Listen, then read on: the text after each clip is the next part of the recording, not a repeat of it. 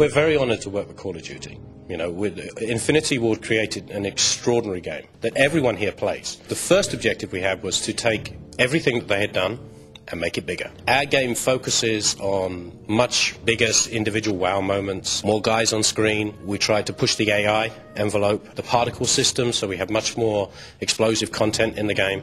Basically to take everything that Call of Duty 2 is and then just take it even further. At certain points during the game, you're put into a very close camera first-person mode where you will need to perform an action. For example, melee, hand-to-hand fighting.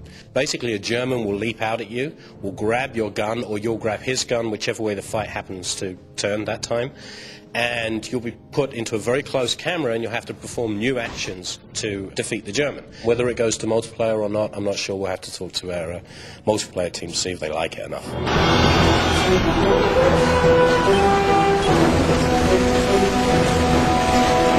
From Call of Duty 2 to Call of Duty 3, we went to 24 players on next-gen consoles. And then you start to add in some of the multiplayer-specific things like the multiple occupancy vehicles. Tanks, Jeeps, and motorcycles, all of them allow you to have more than one player involved. We think the game is very team-centric, or more team-centric than previous games were. So if you work together with your team, you can sort of move that whole game and mission along a lot further than maybe before. There's 2 tanks in the game, one for each of the 2 armies involved in the mix, and each of those tanks has a gunner position. He can rotate 360 around that tank and be sure that no one can get close for the kill. Jeeps have the driver, a passenger, and also a gunner on the back. Now the Jeeps are sort of the ultimate hit-and-run vehicle for capture the flag style missions. The passenger position in a Jeep is fully articulated. He can move, he can shoot, he can throw grenades, he can do anything he can normally do. He's not just sitting there like a statue.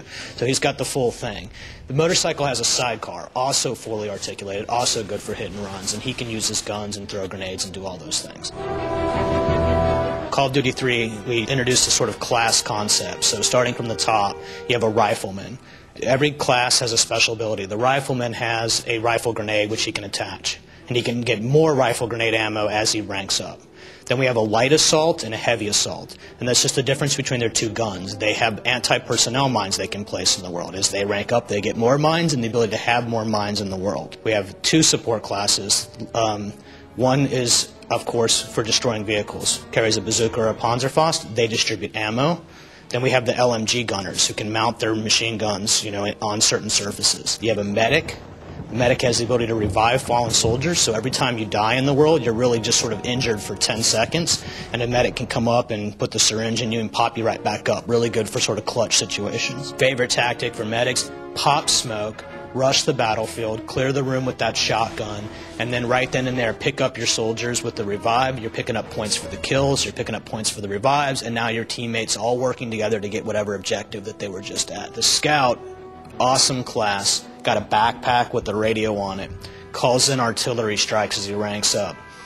Every 3 minutes, the Scout can pull up his binoculars, target a section that's, you know, fairly far away from him so he doesn't call it on himself, hit that trigger button, in comes 3 shells. By rank 3, he's leveling entire sections of the map. You start at, you know, rank 1, and you can go to rank 3.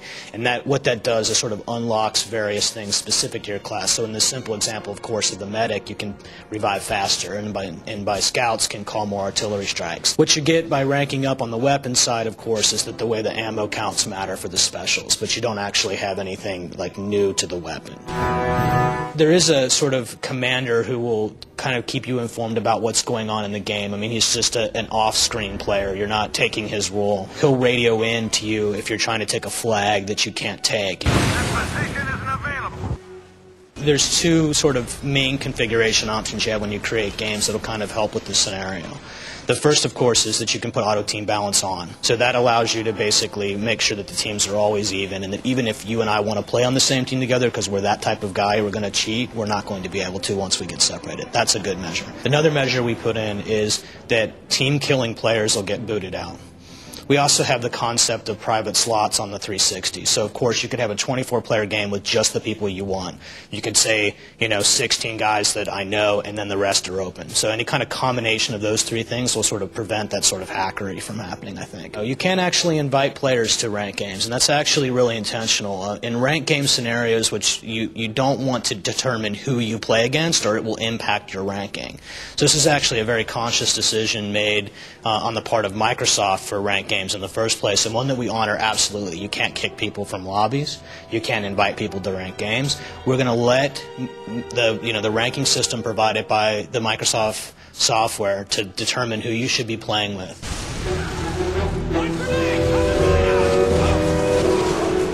Brand new to Call of Duty 3 is a game mode called War. Depending on the size of the map, there's either 3 or 5 objectives that you take in sort of a linear fashion.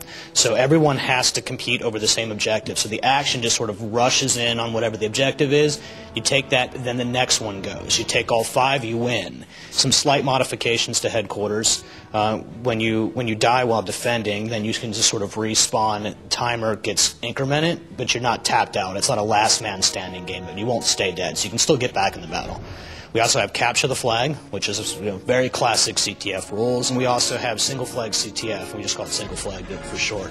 Just one flag in the world, spawns in, everyone rushes to the flag, battle, battle, battle, run the flag into the enemy base, so you're running against the defenders. So that's sort of the modification on that game rule. Spawn points are absolutely specific. The game mode of War with the 5 objectives, you're always spawning sort of one back from whichever one you've just got. So there's really hundreds, and I literally mean that, hundreds of possible spawn points because of this system of wherever the flag is. You take a game like HQ, there's just spawn points everywhere, and then it's based on the distance between what the HQ is and not. So we have some pretty good algorithm work where we try to spawn you close to your teammates but away from the enemy. Not every map has to be a big map to have a vehicle. Forest is not a particularly large level, and it has motorcycles. But you essentially, every map will come with vehicles, and those are the vehicles that we think are probably going to be the best scenario for that type of map. And each map is set up for this kind of different types of gameplay. Some guys love big vehicle maps with big vehicle battles. Some guys love big maps without a lot of vehicles. We have both. We suggest that you play with 12 players in certain maps because they're smaller. But we don't prevent anybody from playing any number of players in any map. You can play the largest map with 4 players. You can play the smallest map with 24 players. There's 9 maps that'll ship on the disc for multiplayer in next-gen games like 360. As far as map pack's concerned, can't comment on that, but have you ever seen a Call of Duty game not have a map pack? There's a lot of things that'll make you want to spend the money and be well worth it, of course. You're starting from the top, you got the 24-player action going on.